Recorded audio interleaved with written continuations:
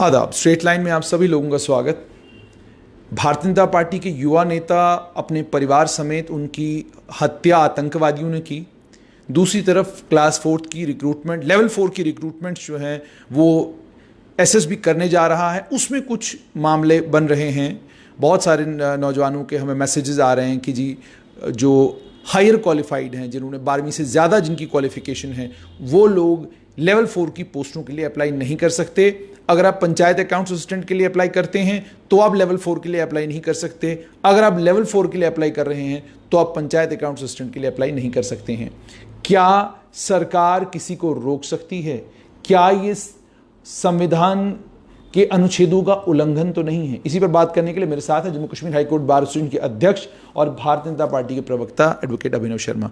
अभिनव जी, सबसे पहले भारतीय जनता पार्टी के कर्मठ नेता, युवा नेता और कश्मीर घाटी के अंदर अपने घर के ऊपर भारतीय जनता पार्टी का झंडा लगाना, तिरंगा झंडा लगाना, हालांकि घाटी में और भी बहुत बड़ी तादाद में राष्ट्रवादी लोग मौजूद हैं, पर ये जो सिंबॉलिज्म है, यानी अपने घर की छत पे तिरंगा लहराना, और वो भी एक ऐसी जगह जहां पर आतंकवादी दंदनाते फिर रहे हों, उनकी शहादत पर सबसे पहले आपका जानना चाहूंगा मत क्या है?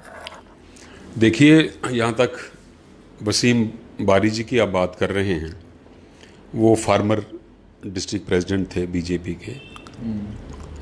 इनफैक्ट उनकी पूरी फैमिली बीजेपी के साथ वाबस्ता थी और मेरा उनसे एक दो बार मिलना भी हुआ। वो बड़े एक बहादुर शख्स थे वो, और उन्होंने बड़ी हिम्मत के साथ बीजेपी का दामन थामा और अपने डिस्ट्रिक्ट में नहीं बल्कि पूरे कश्मीर में वो बीजेपी का जो है रैलीज में पार्टिसिपेट करते थे और काफ़ी खुल के वो जो है वो प्रचार करते थे। नेशनलिज्म की जो आप बात कर रहे हैं, वहां तक तो कोई डिस्प्यूट ही नहीं है। ऐसा नहीं है कि वैली में कम लोग नेशनलिस्ट हैं, वैली में भी बड़े लोग नेशनलिस्ट हैं।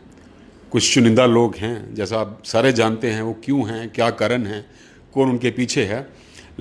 लेकिन जहाँ तक वसीम बारी जी की बात है, वो उनका जो देहांत, जो मिलिटेंट्स ने उन पर अटैक किया, ना कि सिर्फ उन पे, उनके भाई साहब पे और उनके वालिद साहब पे भी, तो बहुत बड़ा धक्का लगा है एक भारतीय जनता पार्टी को ही नहीं बल्कि मैं तो ये कहूँगा जो पूरे देश को धक्का लगा है, क्योंकि ऐसे लोग, ऐसे बहादुर लोग जो खुल के सामने आते हैं, एक जो सोच के खिलाफ हिम्मत से काम करते हैं, ऐसे लोगों का दुनिया से जाना देश को भी और पार्टी को भी नुकसान है। अभिनव जी, चाहे वसीम बारी हो, उनकी शहादत हो, या उससे पहले कांग्रेस के एक सरपंच की शहादत हो, या अन्य जितनी भी घटनाएं कश्मीर में घटी हैं, सब एक तरफ इशारा करती हैं कि जो भी कोई दूसरी राजनीतिक लाइन लेगा, जो भी जहां पर भी आपको लगेगा कि लोग आपके विचारों के साथ जो है आपके विचारों के साथ नहीं हैं, तो उन्हें मार दिया जाएगा। ये घाटी में आतंकवादी कर रहे हैं। अभिनव जी, आपसे जानना चाहूँगा कि सरकार को क्या कुछ कदम उठाने चाहिए थे, जो आपको लगता है सरकार चूक हुई है सरकार से, जिसका नतीजा है कि ये हत्याएं जो हैं ये थमने का नाम नहीं ले रही? देखिए, ऐसा है, पहले मैं आपको ये बात कहूँ कि ये जो उग्रवादी अटैक करते हैं, मिलिटेंट्स अटैक करते हैं, AK-47, AK-56, मतलब बंदूक एक निहत्थे पे चलानी, वार करना पीठ पीछे। देखिए, ऐसा होता है, अगर तो दो देशों की लड़ाई हो रही है तो मुकाबला आमने सामने होता है, बंदूक का जवाब बंदूक से होता है। वहाँ तक जस्टिफाइड है कि वेपनरी इधर से भी यूज़ हो रही है, वहाँ से भी हो रही है। मैं इतिहास गवाह है इस चीज़ का। आप बंदूक से कोई जंग जीत नहीं सकते ऐसे, जैसे ये मिलिटेंट्स कर रहे हैं, लीडर्स पे अटैक कर रहे हैं। ये बंदूक से ऐसी जंगें नहीं जीती जा सकती। ऐसी जंगें विचारों से जीती जा सकती हैं, बातचीत से जीती जा सकती हैं, टेबल पे बैठ के जीती जा सकती हैं। ये देखिए, ये फ्रस्ट्रेशन एक बोल रही है। जब से यूटी बना है, जब से होम मिनिस्ट्री का इंचार्ज अमित शाह जी के पास है, या उससे पहले भी आपने देखा कि पुलवामा अटैक के बाद मिलिटेंट्स की जो उग्रवाद की कमर तोड़ के रख दी थी सिक्योरिटी एजेंसीज ने, फोर्सेस ने, ये एक फ्रस्ट्रेशन बोल रही है। अब ये सॉफ्ट टारगेट लीडर्स को ढूंढ रहे हैं। बड़े टारगेट्स, मतलब जैसे ये पहले आर्मी पे करते थे, सीआरपीएफ पे करते थे, अब ये सिविलियंस पे अटैक कर रहे हैं। तो मैंने आपको, जैसा आपको कहा कि किसी पॉलिटिकल लीडर को अटैक करना है, किसी भी पार्टी का वो हो, चाहे वो कांग्रेस के हमारे सरपंच थे या हमारे वसीम बारी जी थे, लीडर्स पे बंदूकों से अटैक करना, गोलियों से अटैक करना, ये एक फ्रस्ट्रेशन है। ये अपने आकाओं को कुछ दिखाना चाहते हैं, लेकिन ये ऐसे अटैक से जंग कोई जीत नहीं सकते, इससे ये कुछ पाने वाले नहीं हैं। लेकिन जो आपने बात कही कि सरकार को इस पे कुछ सोचना चाहिए, सोचना ही नहीं चाहिए, सरकार सोच रही है इस पे। ऐसा नहीं है कि सिक्योरिटी नहीं थी, सबको पता है 10 सिक्योरिटी पर्सनल उनको डेप्यूट किए गए थे उनके साथ। अब ये लैप्स कहाँ है, कैसे है, इंटेंशनल है, अनइंटेंशनल है, ये तो इंक्वायरी की आउटकम के बाद पता चलेगा। अभिनव जी, सनातन धर्म सभाएं हैं, उसके अलावा अलग अलग अन्य समाज सेवी संस्थाओं से ताल्लुक़ रखने वाले लोग हैं, या अलग अलग राजनीतिक दलों से ताल्लुक़ रखने वाले लोग हैं। बहुत सारे लोगों के पीएसओ विड्रॉ कर दिए गए, बहुत सारे लोगों का सिक्योरिटी कवर जो है वो उनसे छीन लिया गया। लोग ये कह रहे हैं कि राजनीतिकरण हो गया है सिक्योरिटी कवर का भी, और ये भी एक सच्चाई है कि एक फैशन भी था, है एक ट्रेंड भी है कि एक आधा सिक्योरिटी गार्ड मेरे साथ हो तो थोड़ा शहर में लोगों को पता चलता है कि आप भी वीआईपी हैं। तो क्या आपको नहीं लगता कि स्ट्रिक्टली सीआईडी की रिपोर्ट की बुनियाद पर, इंटेलिजेंस इनपुट की बुनियाद पर फॉरेन सिक्योरिटी जिन जिन को जो जो डिजर्व करते हैं उन्हें फॉरेन दी जानी चाहिए, और फैशन जिन्होंने बना के रखा है सिक्योरिटी को उनसे विड्रॉ कर ली जानी चाहिए? देखिए, ऐसा है, सिक्योरिटी का आपने कहा राजनीतिकरण, ये किसी स्टेज पे होता था, बहुत ज़्यादा होता था। मैंने खुद देखा है, जब एनसी कांग्रेस की गवर्नमेंट थी, किसी भी छोटे से छोटे लीडर को मैंने बिना सिक्योरिटी के नहीं देखा। एक सिक्योरिटी पर्सनल नहीं, ज़्यादा होते थे। अब आप देखें, सीआईडी, सिक्योरिटी, ये अलग अलग विंग्स हैं। जब सिक्योरिटी कोई डिमांड करता है तो कहने पे सिक्योरिटी नहीं मिलती। सिक्योरिटी थ्रेट जिसको हो उसको सिक्योरिटी गवर्नमेंट खुद देती है विदाउट आस्किंग। मतलब अगर आपको सिक्योरिटी थ्रेट है तो आपको मांगने की जरूरत नहीं है। मांगते आप तब हैं जब या तो देने वाले को पता नहीं है कि आपको सिक्योरिटी थ्रेट है, आप उसको इन्फॉर्म करना चाहते हैं, या आप एग्जिबिट करना चाहते हैं कि मेरे पास सिक्योरिटी है। लेकिन सिक्योरिटी प्रोवाइड करने के पैरामीटर्स ऑल टुगेदर डिफरेंट हैं। थ्रेट परसेप्शन असेस की जाती है, और थ्रेट परसेप्शन जो एक बार असेस की जाती है वो परमानेंट नहीं होती, that is subject to review.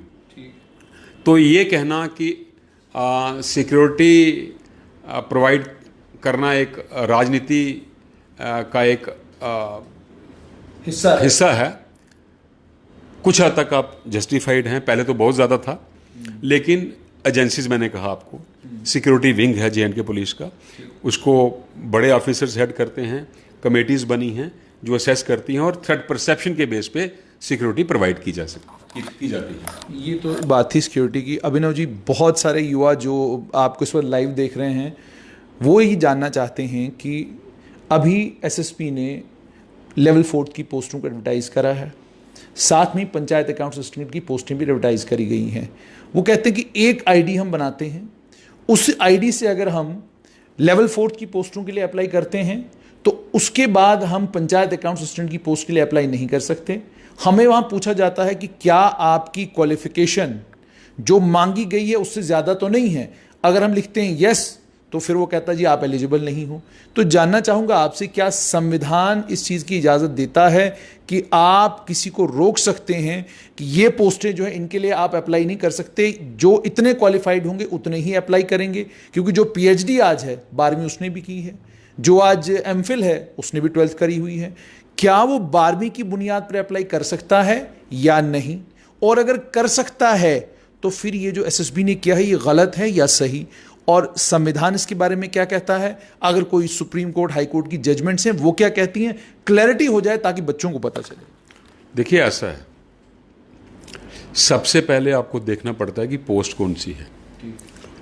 अब अगर सपोज आप जूनियर असिस्टेंट की पोस्ट कहते हैं या अकाउंट असिस्टेंट की पोस्ट कहते हैं, जूनियर असिस्टेंट की पोस्ट हर डिपार्टमेंट में होती है, अकाउंट असिस्टेंट की पोस्ट अकाउंट्स डिपार्टमेंट में ही होगी। हर डिपार्टमेंट के रिक्रूटमेंट रूल्स होते हैं और उन रिक्रूटमेंट रूल्स में हर पोस्ट के लिए रिक्वायर्ड क्वालिफिकेशन प्रोवाइडेड होती है। सुनिए, दो तरह की क्वालिफिकेशन होती है। ऊपर लिखा जाता है कई बार मिनिमम क्वालिफिकेशन रिक्वायर्ड, अगर तो ऊपर लिखा है मिनिमम क्वालिफिकेशन रिक्वायर्ड तो नीचे लिखा है जूनियर असिस्टेंट और उसके पीछे लिखा है 10+2। It means 10+2 is the minimum qualification.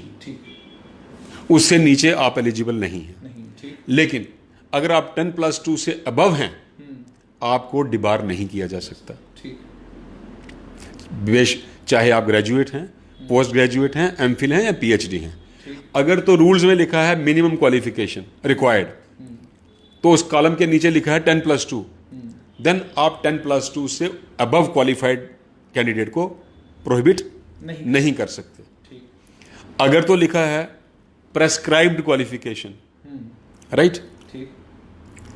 Prescribed means, फर्ज करो लिखा है diploma in civil engineering, then आपको वो क्वालिफिकेशन चाहिए ही चाहिए, बेशक आपके पास डिग्री इन सिविल इंजीनियरिंग हो। समझ गए आप बात? मिनिमम क्वालिफिकेशन और प्रेस्क्राइब्ड क्वालिफिकेशन में फर्क है।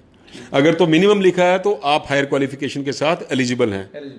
अगर प्रेस्क्राइब्ड लिखा है फिर तो आपको वो क्वालिफिकेशन चाहिए ही चाहिए। अगर प्रेस्क्राइब्ड है डिप्लोमा, आपके पास डिप्लोमा नहीं है, आपके पास आपने डायरेक्ट डिग्री की है, यू आर नॉट एलिजिबल। लेकिन अगर आपने डिप्लोमा भी किया है उसके बाद डिग्री की है देन आप एलिजिबल है। तो ये मैक्सिमम मिनिमम। एक और क्वालिफिकेशन, कई बार छोटी पोस्टों के लिए कंसर्न्ड रिस्पेक्टिव रिक्रूटमेंट रूल्स में लिखा जाता है लाइक ऑर्डरली, चौकीदार, नॉट अबव मैट्रिक। जब वो लिखा गया इट मींस रूल्स कौन बनाता है? स्टेट बनाती है, एसएसआरबी नहीं बनाता। SSRB goes by the rules framed by the state.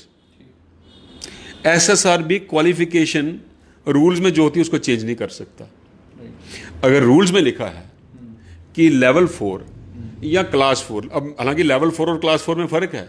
Class 4 तो पीएन, ऑर्डरली, चौकीदार, जमादार ये पोस्टें होती हैं। जमादार स्वीपर नहीं, जमादार और पोस्टें होती हैं। अगर तो रिक्रूटमेंट रूल्स में लिखा है क्लास 4 की, मैं लेवल 4 की बात नहीं कर रहा हूं, कि नॉट अबव 10+2 तो फिर आप डिबार कर सकते हैं। अगर कोई अग्रीव्ड है वो एसएसआरबी के अगेंस्ट फिंगर नहीं रेज कर सकता, वो रूल चैलेंज कर सकता है कि जनाब मैं 10+2 से ज्यादा पढ़ा हूं, मैं ग्रेजुएट हूं, लेकिन मुझे नौकरी नहीं मिल रही जूनियर असिस्टेंट, सीनियर असिस्टेंट की या अकाउंट असिस्टेंट की, मैं चपरासी के लिए भी अपने आप को पेश करना चाहता हूं, उसको वो रूल चैलेंज करने पड़ेंगे। लेकिन उसमें भी कुछ जजमेंट्स हैं। सुप्रीम कोर्ट और हाई कोर्ट ने कुछ जजमेंट्स में कहा है कि अगर आप हाई क्वालिफिकेशन वालों को इन छोटी पोस्टों के लिए compete करने के लिए अलो करेंगे तो जो लेस क्वालिफाइड हैं वो उनके साथ टू सम एक्सटेंट इनजस्टिस होगा। लेवल प्लेइंग फील्ड जो है वो बराबर नहीं होगा। वो जजमेंट्स हैं कुछ। ठीक, तो ये देखना पड़ेगा कि रूल्स किस डिपार्टमेंट के हैं। वहां अगर लिखा है कि नॉट अबव 10+2 तो फिर बोर्ड की गलती नहीं है, फिर आप रूल चैलेंज कर सकते हैं। मैंने आपको ये 3 तरह की क्वालिफिकेशन बता दी। अभिनव जी, इस केस में ये है कि मैक्सिमम और मिनिमम क्वालिफिकेशन कर दी गई। मिनिमम कहा गया है 10th, मैक्सिमम कहा गया है 12th। लीगल लैंग्वेज में आप अंडरस्टैंड करना चाहूंगा बच्चों के लिए कि इसका क्या मतलब है और क्या इसे कोर्ट में चैलेंज किया जा सकता है। देखिए ऐसा है, ये आपने चौथी क्वालिफिकेशन कही, मैंने कहा एक मिनिमम, एक प्रेस्क्राइब्ड, ठीक, एक कई जगह लिखा जाता है नॉट अबव 10+2। कहने का मतलब वही है जो आपने कहा, minimum 10th, maximum 10+2, meaning thereby not above 10+2। देखिए चैलेंज कानून जो होता है ना, ये स्टैटिक नहीं होता, आप चैलेंज कर सकते हैं। देखिए 10 साल के बाद, 15 साल के बाद, 20 साल के बाद, कई बार 30 साल के बाद सुप्रीम कोर्ट ने कहा है हमने जो 30 साल पहले व्यू लिया था वो गलत था, हम अपने आप को ठीक करने जा रहे हैं। ठीक, देखिए पहले क्या होता था, जुडिशरी में सबसे छोटी पोस्ट जो है वो मुंसिफ की होती है।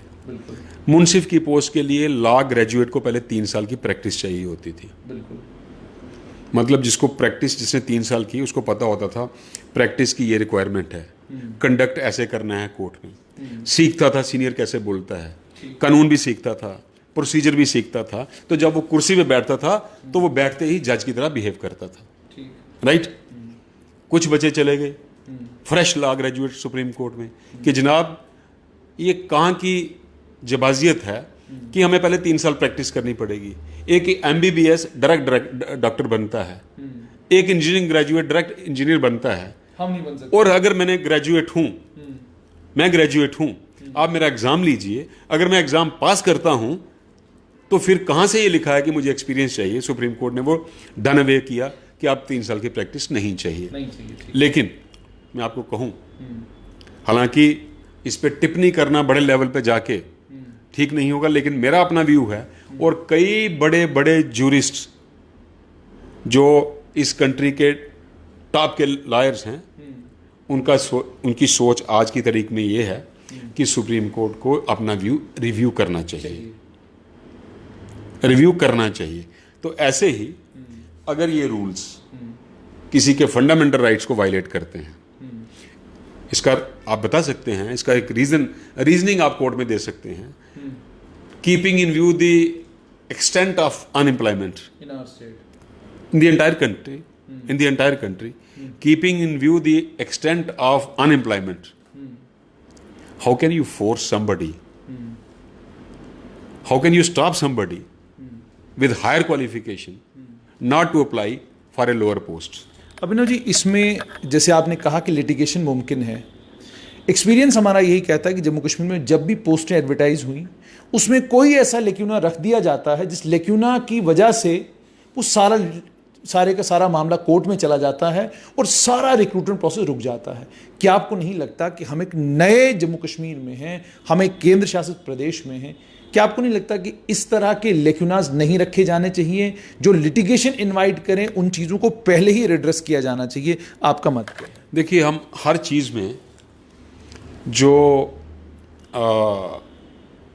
एग्जीक्यूटिव हेड होता है, इलेक्टेड गवर्नमेंट में चीफ मिनिस्टर होते हैं और अदरवाइज गवर्नर्स या LG, हम सब कुछ उन पे छोड़ते हैं।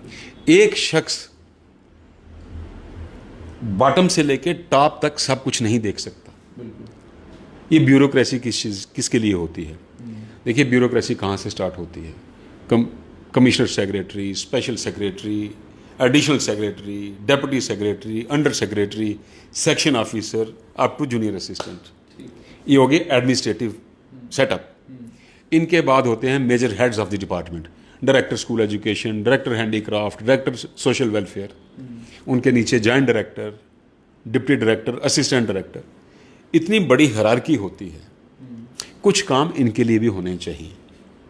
कुछ देखिए, लाखों रुपया सैलरी लेना, फिर 20-20, 25-25 लाख की सरकारी गाड़ी आपके नीचे, 200-250 लीटर पेट्रोल आपको महीने का मुफ्त, सरकारी बंगले मुफ्त, सरकारी शोफर मुफ्त, सिक्योरिटी फिर आपको मिलती है, मोबाइल फ्री, और कई फैसिलिटीज लीगली, इलीगली पता नहीं कितना कुछ। उसके बावजूद भी आप देखो, ब्यूरोक्रेसी तो अभी वही पुरानी है, अभी माइंडसेट पूरा चेंज नहीं हुआ ब्यूरोक्रेसी में। माइंडसेट वही है पुराने to some extent pre 370 change हुआ है, डर है, लेकिन सोच नहीं गई अभी। ये कहेंगे गम है 370 के टूटने का। बड़े लेवल तक एक ब्यूरोक्रेसी में एक सेटअप को है, जो ये उस गम के चलते कोई न कोई अड़ंगा लगाते जो वो प्रोटोकॉल एंजॉय करते थे, वो उसमें कमी आई है, वो दर्द इनका अभी है। तो जो काम इनको करने चाहिए, देखिए असेंबली बनाती है एक्ट, पार्लियामेंट बनाती है एक्ट, ब्यूरोक्रेसी बनाती है रूल्स। तो ये इस स्टेट टर्न्ड यूटी, इसकी जो ब्यूरोक्रेसी है, जो पुरानी रही है, जिसका काफ़ी बड़ा सेटअप अभी भी एग्जिस्ट कर रहा है, इसने बच्चों के साथ इंसाफ नहीं किया, इसने यूथ के साथ इंसाफ नहीं किया। इसने, देखिए मेरी बात को चाहे कोई अदरवाइज ले, हमारी स्टेट में इतने गैर कानूनी काम हुए हैं, इतने इलीगल काम हुए हैं, बैकडोर अपॉइंटमेंट्स। आज आपने जिनको by way of backdoor appoint किया है, आज वो सारे रेगुलराइजेशन मांग रहे हैं। बिल्कुल, लाखों लोग ओवर एज हो चुके हैं, 2-2 बच्चे हैं लोगों के। पहले आपने उनको लगाया गलत बैकडोर रास्ते से, ad hoc, daily wager, casual, need based, उनका दोष नहीं है, लगाने वालों का दोष है। फिर उनको होप दी कि हम आपको रेगुलराइज करेंगे। अब वो 50, 55 साल के हो चुके हैं और सड़कों पे रेगुलराइजेशन मांग रहे हैं। इसमें एलजी साहब का कोई कसूर नहीं है, इसमें पिछले गवर्नर का भी कोई कसूर नहीं था। ये तब की गवर्नमेंट्स, देखिए 94 में डेली वेजर्स पे बैन लगा कि जिन्होंने 7 साल पूरे कर लिए हैं वो रेगुलराइज, आज के बाद कंप्लीट बैन। जो ऑफिसर लगाएगा उसके खिलाफ डिसिप्लिनरी एक्शन होगी। ठीक 94 में किसकी सरकार थी? उसके बावजूद भी डेली वेजर लगे, अड़ाक भी लगे। फिर जनाब 2001 में आर्डर आया कि अब जो लग चुके हैं उनको रेगुलराइज, इसके बाद जो लगेगा, जो ऑफिसर लगाएगा उसके खिलाफ डिसिप्लिनरी एक्शन होगी। दूसरी बार फिर लगे। फिर 2010 में क्या आया? Special provision act. बिल्कुल आ गया, स्पेशल प्रोविजंस एक्ट आ गया कि इन सबको रेगुलराइज करो। इन सबको रेगुलराइज, आज के बाद जो लगेगा उसके खिलाफ, ऑफिसर के खिलाफ एक्शन होगी। फिर लगे। फिर क्या आया? एसआरओ 520। ये किसने निकाले एसआरओ? ब्यूरोक्रेसी ने निकाले। अपने घर में कोई कुक, कोई माली, उसके बच्चे को एडजस्ट करने के लिए ये सारे रूल्स बनते रहे और पढ़े लिखे बच्चों के साथ नाइंसाफी होती रही। और आज वो पढ़े लिखे बच्चे, चाहे वो ग्रेजुएट है चाहे पोस्ट ग्रेजुएट है, वो कहता है मैंने लेवल 4 के लिए कंपीट तो करने दो। नौकरियां तो आपने बांट दी बैकडोर अपॉइंटमेंट से। ना जस्टिस आपने एजुकेटेड यूथ के साथ किया जिसकी अप्रोच नहीं थी, जो अडाक डेली वेजर नहीं लग सका। ना आपने उनके साथ किया जिनको आपने डेली वेजर अडाक लगाया। उसको मिला क्या डेली वेजर अडाक को? जो 52 साल का होके अभी 4600 रुपया ले रहे हैं, 6000 ले रहा है, शादी हो चुकी है, 2 बच्चे हैं, बीवी है, माँ बाप है, उनको पालना है और सड़कों पे धरने अलग से देने हैं। इनको ना भगवान माफ करेगा, ना नेचर माफ करेगी, ना उन लोगों की बदसीस माफ करेगी जिनको इन्होंने अड़ाक लगाया और सड़कों पे फेंका, और जिनका इन्होंने राइट खाया, जिनको इन्होंने अड़ाक नहीं लगाया, और जो ज़्यादा क्वालिफाइड थे, जिनकी अप्रोच नहीं थी। अभिनव जी, आखिर में क्या ये जितने भी स्टूडेंट्स हैं आपके पास अगर लिटिगेशन के लिए आते हैं कि जी हम कोर्ट में जाना चाहते हैं और हम आप अदलिया से ये सवाल पूछेंगे कि आप हमें इनएलिजिबल क्यों कर सकते हो, क्योंकि इसमें एक बड़ा तबका उन बच्चों का भी है जिन्होंने 2005 में या 2006 के बाद इस उम्मीद में रहे कि शायद कभी कोई पोस्ट एडवर्टाइज होगी, और उनके वो पोस्टें 10-10 साल 12-12 साल एडवर्टाइज नहीं हुई। डेंटिस्ट हैं, डेंटल सर्जन हैं, वो कहते हैं 10 साल हमारी पोस्टें एडवर्टाइज नहीं हुई। हमने पीछे रहबरे खेल का पता किया तो मालूम पड़ा 2010 के बाद जो है फिजिकल एजुकेशन डिपार्टमेंट ने रिक्रूटमेंट ही कोई नहीं करी। अब 10 साल में एक बच्चा जो 25 साल का था आज 35 का हो गया, और अब आपने क्लास लेवल 4 की वैकेंसीज निकाली हैं और आप कह रहे हो जी इसमें आप, चूंकि हमने क्वालिफिकेशन का क्राइटेरिया डाला है, आप इसमें एलिजिबल नहीं है। क्या आप इनके वकील बनने के लिए तैयार हैं? देखिए ऐसा है, जो बीडीएस, जो डेंटल जो सर्जन जो थे, ग्रेजुएट्स हैं, वो मेरे पास कुछ आए थे। 13 साल से उनकी पोस्टें रेफर नहीं हुई BSc. 13 years and all are about to be rendered as over age. ठीक, अब इनको कौन बताए? ब्यूरो, इनका बनाया हुआ कानून। मैं आपसे रिक्वेस्ट करूंगा कि ये आप अगर आपके पास इनके नंबर्स हैं शेयर करना ब्यूरोक्रेट्स के साथ। SRO 166 of 2005, Jammu and Kashmir, reference of vacancies to public service commission and departmental promotion committee rules 2005। उसमें जुनैद जी लिखा है हर एक एडमिनिस्ट्रेटिव डिपार्टमेंट को जो डायरेक्ट रिक्रूटमेंट की पोस्टें हैं हर साल फर्स्ट वीक ऑफ जनवरी में 15 जनवरी से पहले PSC को रेफर करनी पड़ेंगी। और नॉन गेस्टेड किसको? SSRB को। और जो प्रमोशनल पोस्टें हैं वो किसको? वो 2 बार साल में DPC होगी। ना यहां DPC होती है। Junior engineer is promoted as ad hoc in charge assistant engineer. Without being confirmed as assistant engineer, he is made as in charge assistant executive engineer. Without being confirmed as AWE, he is put as in charge action. Retires as in charge chief engineer. Gets pension as junior engineer. ना DPC अपने बनाए हुए rules को violet करते हैं, ना DPC को भेजते हैं, ना PSC को भेजते हैं, ना बोर्ड को भेजते हैं। तो बच्चे क्या करते हैं? लीडरों के जाके दरवाजे खटखटाते हैं। मैं इसमें कहूँ इनमें लीडर्स का इतना दोष नहीं जितना ब्यूरोक्रेसी का दोष है। देखिए, लीडर तब होता है जब वो पावर में होता है। जब पावर नहीं होती तो लीडर्स की भी इतनी नहीं चलती, राइट? और ब्यूरोक्रेट्स दे आर रिस्पॉन्सिबल। अपने बनाए हुए रूल्स, मुझे बताइए, अगर 2005 में रूल्स बने reference of vacancies to PSC, आज 15 साल हो गए, और उसमें रूल 3 है, लिखा है कि अगर कोई डिपार्टमेंट रेमिस या नेग्लिजेंट होगा to refer the vacancies, disciplinary action होगी उस ऑफिसर के खिलाफ जो रिस्पॉन्सिबल होगा। मैं आपके माध्यम से LG साहब को रिक्वेस्ट करता हूं, ये इस पे इंक्वायरी होनी चाहिए, कौन कौन ऑफिसर रिस्पॉन्सिबल थे जिन्होंने ये रूल्स वायलेट किए, और उनके खिलाफ एक्शन होनी चाहिए। बहुत बहुत शुक्रिया। तो ये थे Jammu Kashmir high court bar association के अध्यक्ष एडवोकेट अभिनव शर्मा। इन्होंने साफ तौर पर यह बात कही है कि जम्मू कश्मीर के नौजवानों के साथ सबसे बड़ा जुल्म उस ब्यूरोक्रेसी ने किया है जिस ब्यूरोक्रेसी ने सालों साल पोस्टें ना तो PSC को ना SSB को रेफर करी हैं। अगर टाइमली पोस्टें रेफर होती तो आज इतनी बड़ी तादाद में ये नौजवान सड़कों के ऊपर नहीं होते। मामला डेंटल सर्जनों का हो या इस बार SSB ने रिक्रूटमेंट का प्रोसेस शुरू किया है, इस रिक्रूटमेंट के प्रोसेस में जो ये कमियां खामियां निकल के सामने आ रही हैं, कहीं ये लिटिगेशन का रूप न ले, कहीं लोग कोर्ट में न चले जाएं और आपका ये सारा प्रोसेस जो है स्टे न हो जाए, रुक न जाए, और वो जो बच्चे इस वक्त उम्मीद में हैं कि अब रिक्रूटमेंट शुरू हो जाएगी, उनकी उम्मीद, उनकी आस और उम्मीद को कहीं धचका ना लगे। SSB को भी इसका दोबारा से रिव्यू लेना चाहिए और लेफ्टिनेंट गवर्नर और चीफ सेक्रेटरी उन्हें भी देखना चाहिए कि निचले स्तर पर जिन कर्मचारियों के हवाले ये इस नैया को किया गया है वो कहीं डुबोने के चक्कर में तो नहीं है, कहीं 370 के गम के चक्कर में ऐसा तो नहीं होने